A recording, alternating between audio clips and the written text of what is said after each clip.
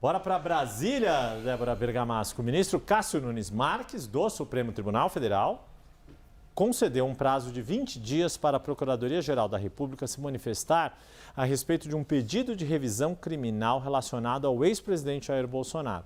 Esse prazo costuma ser dado, o prazo que costuma ser normalmente dado é de 5 a 10 dias úteis.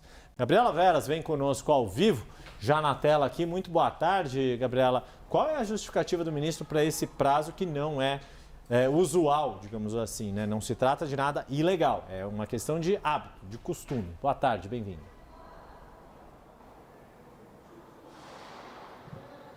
Oi, Yuri, muito obrigada. Boa tarde a você, Débora, todo mundo que está aqui na nossa companhia. A justificativa apresentada pelo ministro Cássio Nunes Marques foi a de que o caso do ex-presidente Jair Bolsonaro tem uma alta complexidade. Por isso, esse prazo estabelecido pelo ministro é quase que o dobro do usualmente, dado para que haja uma análise por parte do Ministério Público, da Procuradoria-Geral da República. E diante desse caso de alta complexidade, aí sim esse prazo estabelecido de 20 dias. A gente relembra que a defesa do ex-presidente Jair Bolsonaro protocolou um recurso no começo deste mês pedindo a anulação da condenação que foi feita ao ex-presidente Jair Bolsonaro na primeira turma do Supremo Tribunal Federal. A gente relembra 27 anos e 3 meses de prisão.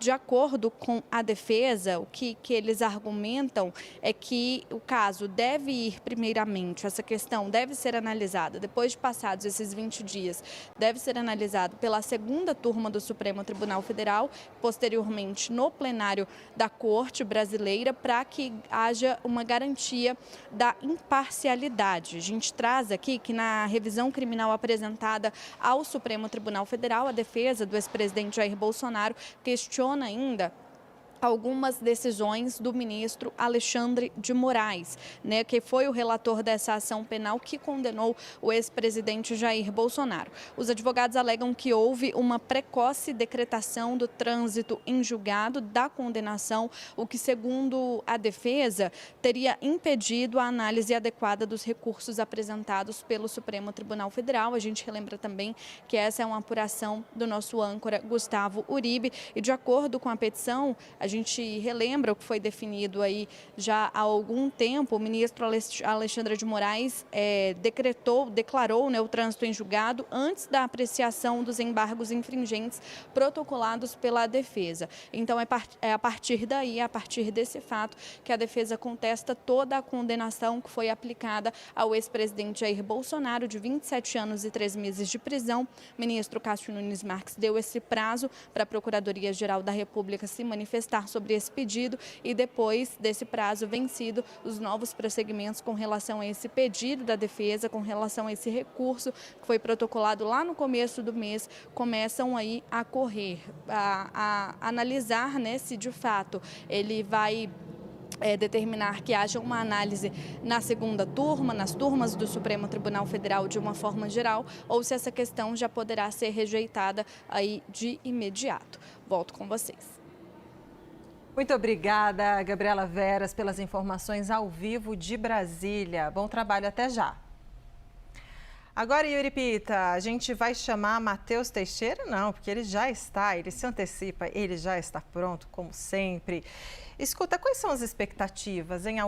Na sua avaliação, alguma chance, Matheus Teixeira, de fato essa revisão acontecer e mudar o resultado das coisas? Boa tarde, bem-vindo. Boa tarde, Débora, Yuri, todo mundo que nos assiste. Vamos lembrar que lá, quando foi apresentada esse pedido de revisão criminal, a própria defesa do ex-presidente Jair Bolsonaro divergiu sobre o momento de apresentar esse tipo processual. É um tipo processual único que serve para quando o processo já transitou em julgado, ou seja, já se esgotaram todos os recursos dentro da própria condenação, aqueles embargos infringentes, embargos de declaração, todos rejeitados, e o que ocorreu foi, transitou em julgado e agora eles tentam a revisão criminal para reverter a condenação. Mas mesmo a defesa do ex-presidente Jair Bolsonaro é cética em relação ao sucesso dessa ação apresentada ao Supremo Tribunal Federal. Tanto é que, como mostrou inclusive a nossa analista Jussara Soares, na época dividiu a defesa, não foram nem todos os advogados do ex-presidente Jair Bolsonaro que assinaram essa peça. Pelo contrário, 2 assinaram e 2 se negaram a assinar, justamente porque entendiam que o momento adequado para a apresentação dessa revisão criminal não era agora, porque agora tem menos chance de sucesso do que teria, por exemplo, depois da eleição, com outro clima político e também com o Supremo Tribunal Federal menos em voga, porque está sofrendo uma série de críticas devido às menções de relação de ministros com o caso do Banco Master. Essa foi a apuração da nossa analista Jussara Soares e que ali dentro do Supremo Tribunal Federal tem eco. Portanto, ali dentro do Supremo também é visto com baixa probabilidade o sucesso dessa revisão criminal. Agora, a Procuradoria-Geral da República, que foi a responsável por pedir a condenação,